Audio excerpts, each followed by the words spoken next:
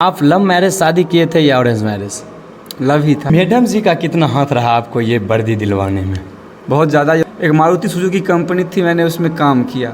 मैंने लगभग 10 दिन ही काम किया तो मुझे पता चल गया कि क्या इसमें क्या करना है और पढ़ के हम क्या कर सकते। 10 दिन काम किया तो हम वो काम बता नहीं सकते हम क्या काम करते थे। लेकिन लव मैरिज कर रहे हैं और गांव के रहने वाले हैं आप, गांव में रह के लव मैरिज कर लेते हैं। लव मैरिज करने के बावजूद भी आप डबल स्टार की वर्दी पहनकर आज एक नज़र इंडिया के चैनल पर दिख रहे हैं और आज बिहार की सेवा और देश की सेवा में लगे हुए हैं। पुलिस आपका मित्र है, आपका सहयोगी है, आपका सेवा के लिए ही हम लोग आए हैं। वो पुलिस के करीब आएंगे, नज़दीक आएंगे, पुलिस उतनी ज़्यादा उनकी मदद कर पाए। तो सर अपने आप को कितना गर्व महसूस कर रहे हैं इस वर्दी में? क्या रीज़न है जो पुलिस की वर्दी देख के लोग डर जाते हैं? लेकिन अगर आप में जज्बात है, हिम्मत है, कुछ कर गुजरने की क्षमता है, अगर आप चाहते हैं कि कुछ, तो कोई भी ऐसा काम नहीं है जो आप नहीं कर सकते हैं। और जो आप चाहिएगा, हाँ हो सकता है कि पहली बार में सफलता मिले, दूसरी बार सफलता मिले, पर अगर एक अपनी अंदर क्षमता है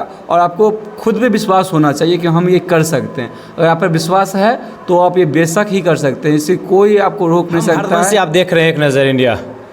आज हम आप लोगों के बीच एक नज़र इंडिया पर जो सक्सेस व्यक्ति हैं, जो अपने जीवन में देश सेवा करने के लिए एक प्लेटफॉर्म के माध्यम से उस सिस्टम में आए हैं और उनका बचपन का सपना रहता है कि हम सिस्टम में जाकर इस गलत सिस्टमों के प्रति मैं सिस्टम में जाकर अच्छा काम करूं और सिस्टम में जहां तक मुझसे हो सके उस सिस्टम को सुधारने का पूर्ण रूपेण प्रयास करूं। तो आज हमारे साथ सब इंस्पेक्टर राणा अतुल सिंह जी हैं। और सर सबसे पहले आपका एक नज़र इंडिया में बहुत बहुत स्वागत और जय हिंद। जय हिंद, बहुत बहुत धन्यवाद आपका भी। सर आपसे पहला सवाल कि आप इस वर्दी में आप इतना खूबसूरत और इतना अच्छे लग रहे हैं, हीरो से कम नहीं लग रहे हैं, रियल हीरो कहा जाए तो सर अपने आप को कितना गर्व महसूस कर रहे हैं इस वर्दी में?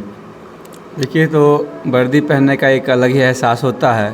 बचपन से सपना होता है कि हम वर्दी पहने और समाज के लिए, अपने देश के लिए कुछ करें जिससे लोगों का भलाई हो। हमारा तो शुरू सपना था बॉर्डर पे जाने का, पर वो नहीं हो पाया, तो अंततः यही इच्छा होनी थी तो हम इस वर्दी को धारण किए। और जहाँ तक हम ये कोशिश करना चाहेंगे कि लोगों का मदद कर सके, जहाँ से जितना ज़्यादा से ज़्यादा हो सके लोगों को मदद पहुँचाया जाए, उनकी सेवा की जाए। तो सर पुलिस में जो दरोगा साहब से अभी के ज़माने में भी बहुत लोग डरते हैं, क्या रीज़न है जो पुलिस की वर्दी देख के लोग डर जाते हैं? नहीं, डरने की कोई बात नहीं। डरते हैं अपराधी, गुंडे लोग डरते हैं, और आम जनता को डरने की कोई बात नहीं। जितने वो पुलिस के करीब आएंगे, नज़दीक आएंगे, पुलिस उतनी ज़्यादा उनकी मदद कर पाएगी। और हम लोग चाहते हैं कि कोई भी समस्या हो, छोटी छोटी समस्या, अगर जनता पुलिस को बताने लगी और पुलिस मदद करने लगी तो सभी समस्या उस समय हल हो जाएगा उसका। तो डरने की कोई बात नहीं है।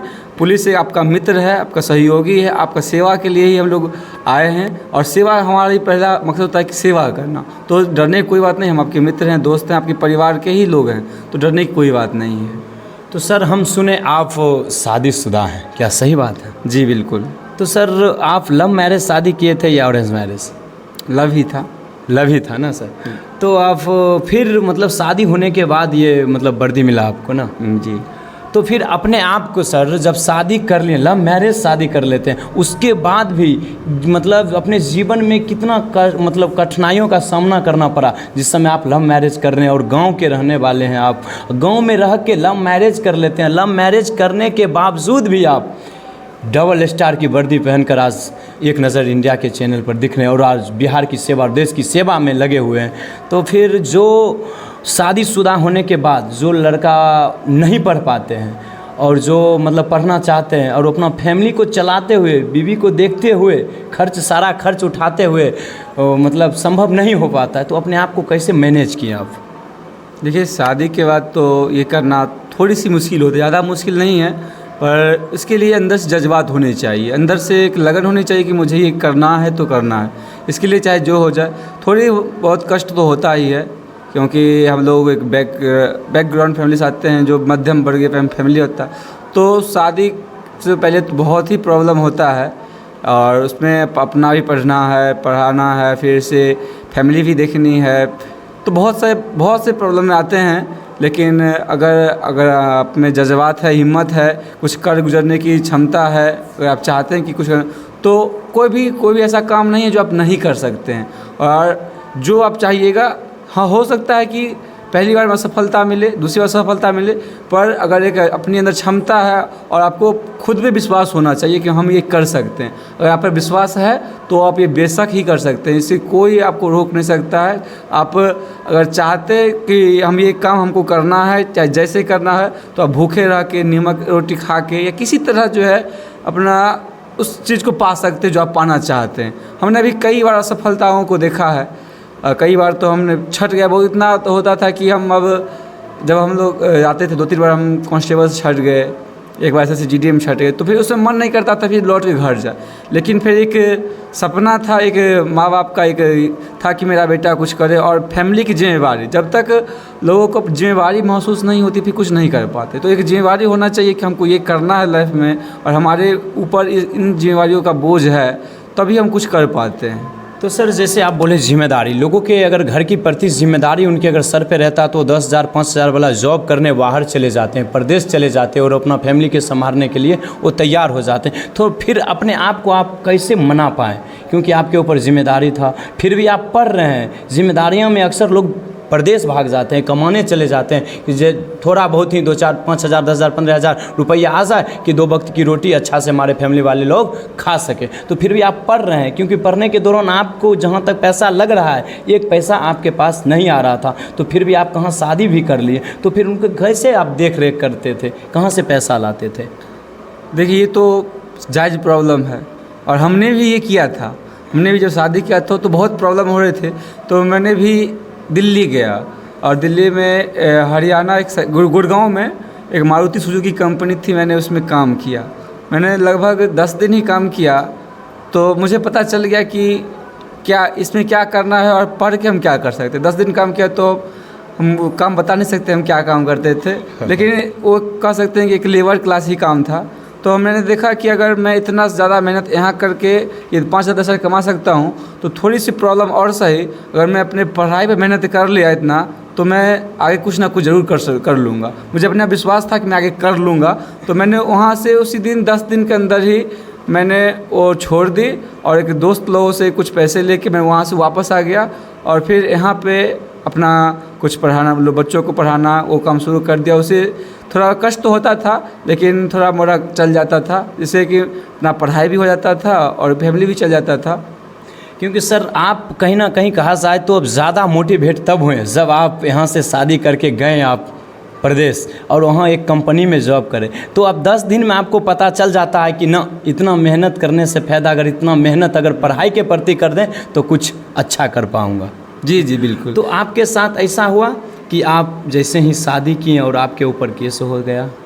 वास्तविकता होता है, लव मैरिज लोग शादी करते हैं तो उन्हें कई चीज़ों से झेलना पड़ता है, कई चीज़ों से उन्हें निकलना पड़ता है। गांव समाज, लड़की के परिवार वालों से, अगल बगल दोस्तों से, जो आपका अपना होगा, उस समय आप ऐसा किए होंगे लव मैरिज, वो भी आपका फ़ोन उठाना बंद कर दिए होंगे कि कहीं हमसे रुपया ना मांग ले, कुछ हेल्प ना मांग ले आर्थिक रूप से। तो उस समय क्या आपके साथ ऐसा कोई घटना हुआ? जी ऐसा तो हर संभव केस में होता ही है, सभी लोग विरोध करते ही हैं, और हमारे साथ भी ऐसा ही हुआ था। लेकिन कुछ दिनों के बाद, केस तो नहीं हुआ था, लेकिन लगभग धीरे धीरे सब चीज़ नॉर्मल हो गया। और ऐसा होता है कि लोग फ़ोन नहीं उठाते हैं, और लोग अपने बच्चों को कहते हैं कि उसके साथ मत रहो, ऐसा लड़का जो सब दिन साथ में रहता था आपके साथ, उस समय जब आपका परिस्थिति ख़राब होगा ना, तो वो लोग आपके साथ छोड़ देते हैं और खुद को भरोसे छोड़ देते हैं कि चाहे मरे चाहे जिए जो। तो फिर उस समय भी जो दोस्त आपके थे वो भी आपका साथ छोड़ दिए, और उनके गार्जियन भी कहने लगे कि वो लव मैरिज शादी कर ले, उनके साथ मत जाओ, अच्छे नहीं हैं, भले बुले लोग भी कहना शुरू कर देते होंगे। तो उस समय अपने आप को लगता नहीं था कि मैंने ये गलत किया, ऐसा नहीं करना चाहिए?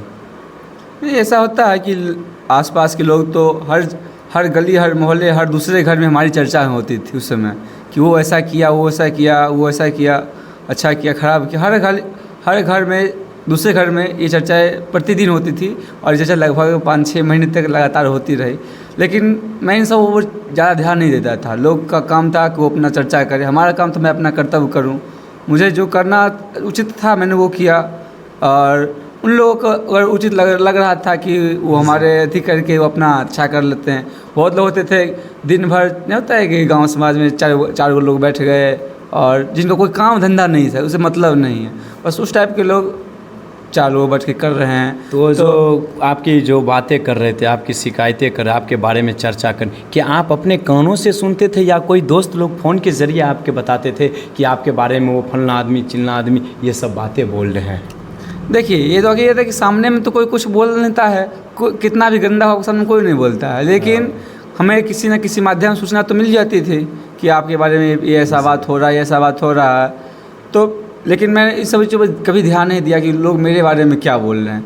लोगों का बोलना काम है, वो बोलेंगे ही, उनका कोई काम ही नहीं, उनका काम है बोलना, तो बोलेंगे ही। तो मैं कभी इन बातों पर ध्यान नहीं दिया। तो और आप अपने फैमिली वाले को कैसे मना, आप अपने फैमिली में कैसे मैनेज कर लिए? क्योंकि आप लव मैरिज शादी किए थे, आपके माता पिता तो पहले ज़माने के भी आदमी, अभी तो थोड़ा मॉडर्न आ गया है कि चलो भाई पढ़े लिखे हैं, कोई भी किसी जाति से या किसी धर्म से कर ले तो हम लोग जाति पर बात नहीं मानते, कोई भी जाति। फैमिली को मानना था कि शुरू में तो कोई नहीं मानता है, लेकिन धीरे धीरे बच्चों की खुशी के लिए तो सबको कुछ सहना पड़ता है, कुछ मेरे इधर कुछ उधर, सभी लोग को थोड़ा एडजस्ट करना पड़ता है। तो पहले तो लगभग 1.5-2 साल तो ऐसा नहीं हो पाया, लेकिन धीरे धीरे रहते रहते सारा एडजस्ट हो गया। और मनाने का तो था कि मनाया गया, धीरे धीरे सभी लोग मान गए, फिर धीरे सब अच्छा रहने लगा, बिहेव अच्छा रहने लगा, सब कुछ सब लोग ठीक रहने लगे। मैडम जी का कितना हाथ रहा आपको ये वर्दी दिलवाने में? बहुत ज़्यादा योगदान रहा, क्योंकि अगर शायद वो नहीं होती तो हम नहीं कर पाते, क्योंकि जितना प्रॉब्लम था हमारे परिवार में ना, तो शायद ही कोई लड़की सह पाती उतना प्रॉब्लम। क्या कहे, उस समय जब हम चले गए थे दिल्ली, तो मतलब उसमें हमारा घर भी वैसा नहीं था, घर बारसा में चूता था, चमकता था, बारिश पानी आ जाता था अंदर किसी तरह। और सही से मतलब एक होता है ना मॉडर्न ज़माने की लड़की को फरमाइश कि हमको ये चाहिए वो चाहिए वो चाहिए, लेकिन उसने कभी तक ये फरमाइश नहीं किया कि मुझे ये चाहिए वो चाहिए।